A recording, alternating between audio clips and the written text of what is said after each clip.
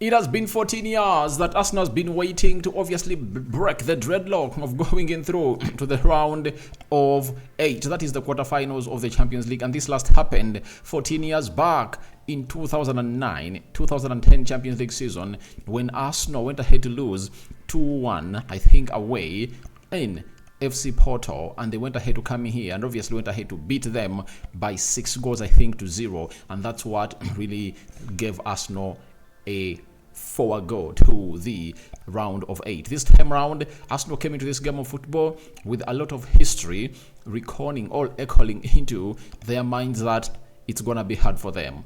It was really a hard game for them, but they've gone ahead to show the resiliency, and Arsenal have gone ahead to show to it that a lot has gone ahead to be put in this season to take this team to where they deserve to be. David Raya has gone ahead to prove to everyone that Mikel Arteta makes good choices of signings, and he's another signing that Arteta has gone ahead to obviously bringing through to the side of Arsenal that has not gone ahead to flop. Trossard, another January signing of 2023 that has gone ahead to obviously show that he is the main man responsible for going and putting that ball in the back of the net towards the end of the half time, and Arsenal went ahead to obviously get themselves into that level. Martin Odegaard, the captain, showed the leadership skills even when in taking penalties, and I'm going to really concentrate on close to 3-4 players into this match reaction because they've been so much pivotal, and they are the reason as to why Arsenal are through to the round of 8. That is the quarterfinals of the Champions League. Let's see close to 500 likes. Smash on this video, guys, because I know how big this video is gonna be. I know how large this video is gonna hit the world, as Arsenal fans are really excited all over the world. The moment it goes in penalties, it's no longer your game. It's all about your goalkeeper doing the job, because we rarely see players hit those balls outside the stitches, you know. So they put the balls in the stitches, and you must be having a world-class goalkeeper to come in through and really give you the saves that you want. The Muslims, Ramadan Mubarak, and the Christians, we thank God for the gift of life. Hope you're enjoying and really fasting very well for your Lent period that is laced or expected to happen in 18 days from all end in 18 days from now. So guys, Rokani David is my name. RD is the other one that you guys need to know about. And I've always told you that today we have to obviously hit 20,000 subscribers before the end of this month. And guys, go into the lower right bottom corner. We are left with just, I think, 6 subscribers to hit 20,000 subscribers. So let's go ahead and really subscribe, and the rest is really gonna be okay. And let's start another milestone, that is tomorrow. Now, let's talk the game. The game started off, and Arsenal really had lots of chances, but David Raya really had some 2-3 saves to pull in the first half that are really exquisite, that kept Arsenal into the beautiful game of football. But Arsenal had close to some good shots in the first half, but Martin Odegaard connected with Trossard, and they went ahead to obviously create a moment of magic, and Trossard went ahead to put in what we call a surgical precision finish. He went ahead to finish with precision, and he went ahead to bury that ball into the back of the net. And Trossard was the man of the day into there, and he went ahead to score his other goal into the Champions League. And he has taken himself to 11 goals for Arsenal this season, and is really one of those players that you need to give his flowers, performing to the levels. 3rd Champions League goal and 1 assist so far in the Champions League. He has 7 goals into the Premier League with 1 goal into the Community Shield. That is Trossard for you, and scoring for fun. While as for Martin Odegaard, has gone ahead to put in another assist that has gone ahead to put him to the next level of people in the Champions League as one of the best central attacking midfielders. And this guy is really one of the best, that is Trossard. You know, when you look at how he concentrated, really kill off that ball and really score that goal, he really sends a message to you that he's really one of those that will ever and ever come in through and not disappoint. Let me show you how. He went ahead to obviously compose himself and really showed the goalkeeper that I'm going to put the ball there. I'm going to place it there with precision, and you're not going to get it off there.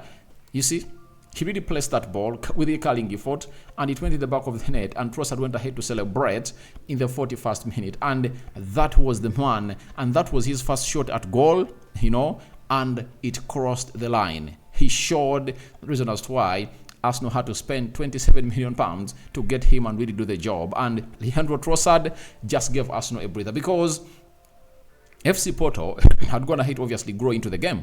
Let's all admit, FC Porto had obviously gone ahead to grow into the game. How did they grow into the game? Simply because Arsenal had taken very many minutes without scoring their first goal. And by the way, FC Porto had two clear-cut chances, two chances that saw David Raya save, before even Arsenal went ahead to register a very decent chance like that of Trossard. And it is what a good team is all about. You just need to capitalize on your moment, and after capitalizing on your moment, you do the needful and keep what you have to keep. From Trossard, Arsenal went ahead to play, and they couldn't obviously find themselves onto the score sheet until they went in the 120 minutes. Then they went to penalties, and when they went to penalties, there is a player.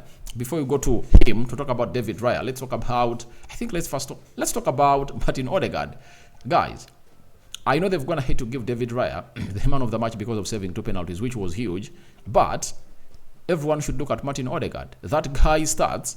If at all you see them into the player ratings that are coming next on this channel, you are going to obviously bow down for Martin Odegaard. He has gone ahead to travel, I think, the hugest distance amongst the players that were on the field of play. Odegaard showed the leadership skills. How did he show the leadership skills? When his team needed that one goal to obviously equal the aggregate of 1-1 to FC Porto before the end of half-time, he had to pull out a moment of magic and released none other than Trossard. And Trossard did justice to that ball that was given to him. Then, in the second half, on close to 2-3 times, went ahead to release players in there for you. Gabriel Jesus, in that save, in that shot that really goes and really hits, and the goalkeeper really saves it, and it goes in the corner. Then even that of Bukayo Saka that was blocked by Otavio into the mix. That was really very interesting of this guy, and he ran the show. He ran the show, but obviously, as it said in English, that the end justifies the means. This guy has gone ahead to prove to us that he's the reason as to why Arsenal are through to the round of 8, and that is David Raya. Arsenal are really blessed with the manager and their scouting team. Do you know that 99% of the players that they've gone ahead to sign under the reign of Mikel Arteta, they've gone ahead to hit the ground running in their first season? They've not needed even a second season to obviously get going, and David Raya joins the queue of those players that have gone ahead to obviously prove to everyone who was blaming the manager that he doesn't really deserve to really get ahead into that, and he said no. David Raya, your time is over. I'm gonna get in Aaron Ramsdale, your time is over. I'm gonna get in David Raya, and on getting in David Raya, the rest is history. David Raya has gone ahead to cement his position at Arsenal, and if there were any doubters that think Aaron Ramsdale should be the first choice goalkeeper of Arsenal today, you've gone ahead to get to know exactly why this goalkeeper is one of the best in the world, and teams like Bayern Munich were in need of him, Real Madrid, and said no, I'm going to Arsenal because I've gone ahead to be assured that I'm going to get ample playing time. For teams like Bayern Munich and Real Madrid, they had gone ahead to see it that their goalkeepers had gotten what we call ACL injuries. You understand? Manuel Neuer had an ACL injury. Then Thibaut Courtois had an ACL injury, was going to be out for 6+ months. Then they had to look in for a replacement, and David Raya said, I'm going nowhere. I'm going to Arsenal. That was going to have to promise my agent that they are willing to take me on a permanent, though they never had money to sign me on a permanent deal, but they had money to take me on a longer season loan and then later sign me on a permanent deal. That is David Raya for you. And today, he has been the hero. He has been the hero, saving 2 penalties out of the 4 that were taken by FC Porto. That was really, really good of him. And he went ahead and really put out a speech that it is really his first Champions League season ever, and taking Arsenal to the round of 8, where Arsenal has gone ahead not to be for a very long time.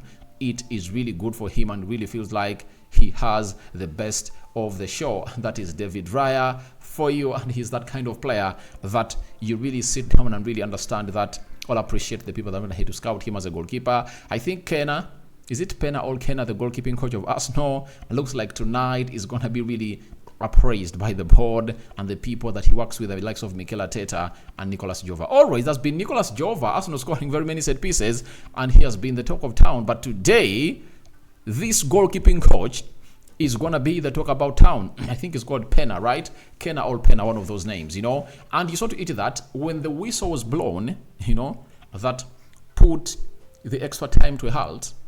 You know what happened? All the goalkeepers went ahead and sat with their goalkeeping coaches, and they really showed them the possible penalty takers from every team and where they obviously take their penalties, to show you that David Raya had really got to know them and read them like a book. He had even gone ahead to obviously save a third penalty. He was going to save 3 in a row, but he missed it by a little tip of his hands, and it went to the back of the net. And he's talked about it after the game that he would have felt like he would have gone ahead to score. He would have gone ahead to score a third one, and that is the hunger that we're talking about. Arsenal players have always gone Arsenal players came out and really said they're really hungry to go to the round of 8, and it really works well for them to go to the round of 8, and they deserve all the flowers as the side of Arsenal. No one can stop Arsenal from going where they deserve to be, and they've gone ahead to put in a shift that everyone has gone ahead to appreciate in there for you. So congratulations to David Raya upon taking Arsenal to the next round of the Champions League. But I want to give kudos to the captain, Odegaard. He took the leadership to the penalty kicks. You remember in the World Cup, Lionel Messi, he was like, I'm the captain in the final, I'm going to take these penalties. And guess what? He took the first penalty. So that is the confidence that you give your fellow players, something that Neymar failed to do when they're being knocked out by Croatia in the penalties. In moments like this, a captain, the best player in the field of play, has to obviously rise up to the occasion and really say, this is my moment, let me take it first. Because if Odegaard doesn't take it first, he will instill fear in these other players of Arsenal, because we all know that he's the best penalty taker of Arsenal. Though Saka's always gone ahead to take penalties, but you've gone ahead to see the penalties that Odegaard takes. Odegaard takes good penalties, and those penalties have gone ahead to result into Arsenal really going to where they deserve to be. So that is Martin Odegaard for you. He really takes his flowers for really delegating himself to take the first penalty, and the first penalty was taken by Odegaard, and the second was taken by Kai Havertz. You see those players with that huge mentality, and it shows you why Mikel Arteta never went ahead to take off these players, because he knew to it that these were his best penalty takers. You saw what Bukayo Saka did, you saw what Declan Rice did, and trust me, the other player that was going to come in through was Benjamin White. He was going to take the 5th penalty. That is it, because I know that is the hierarchy of Arsenal players taking penalties. So to it, when they're taking penalties in the community shield that they took, but I think the only player that took a penalty was Trossard, because I think he just came on, right? And scored the equalizer and took a winning penalty. But good for Mikel Arteta. He maintained those players on the field of play because he knew to it that there was a moment of penalties and he needed them because they are good penalties. Those are the top 5 penalty takers of Arsenal. Odegaard, Kai Havertz, Saka, Rice, Benjamin White. Top 5 penalty takers for the club of Arsenal. And he kept them on the field of play amidst how the intensity dropped on the field. He said, no way, I'm leaving these players on the pitch. I'm keeping them on, because he had Thomas Partey, would have gone ahead to bring him on. He had Reece Nelson, would have gone ahead to bring him on, and very many other players. But he said, I'm sticking with these players and I'm going nowhere because I believe in them. And it's good as a manager to really make a decision. I know the decisions go your way. And at the end, Arsenal had scored 4 penalties and FC Porto had scored 2. Because of David Raya's saves, Arsenal never needed to obviously go ahead and really take a 5th penalty, because even if they took it, it had no meaning because they had already gone ahead to take a 2-goal difference, yet FC Porto was left with just 1 penalty to take. So let's see how the match starts. Really went ahead to go down there. 13 shots by Arsenal and 10 shots by FC Porto. 4 shots on target by Arsenal, 3 shots on target by FC Porto. And guys, it's good to see that Arsenal went ahead to keep a clean sheet. I told you the Champions League at home, Arsenal has not gone ahead to really concede any goal, because when you look at how Arsenal went ahead to play, let me see, Arsenal Champions League group stages 2023. I really want to see how they really went ahead to perform in there for you, because I think they never really went ahead to concede a goal. They kept clean sheets, and this is the 4th clean sheet they've gone ahead to keep as a side of Arsenal, and that is really great. This clean sheet has kept them, or has helped them to go deep into where they are right now as a side of Arsenal. So that is Arsenal for you, and they've gone ahead to keep a clean sheet that took them to the penalties, and David Raya came to their saving.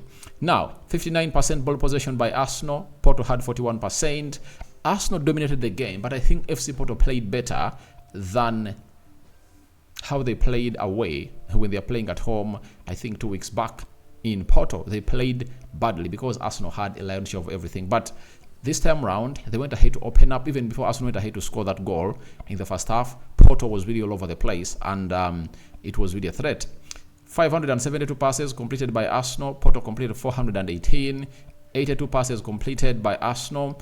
Then 70% passing accuracy by FC Porto. Arsenal had an 82% passing accuracy. 18 fouls committed by Arsenal. Then FC Porto had 20. Talking about fouls, do you remember that foul that saw Saliba get a yellow card at the beginning of the game? You know, he really did it in the half of the opponent because he knew to it that he's supposed to be the last man. If at all he gives this guy a chance, it might result into Arsenal conceding a goal. He really took what we call a professional yellow card, and no one could blame him for that. So those fouls, 18, most of those were really very clinical and really aimed by the Arsenal players. But I really liked the referee. I liked the referee because he went ahead to do lots of things, and he really gave those 50-50s, you know, players that used to fall down. He was like, no foul. I like the way he went ahead to officiate, and I'm a fan of this referee that was going ahead to officiate a game of football today. Arsenal will claim for a penalty.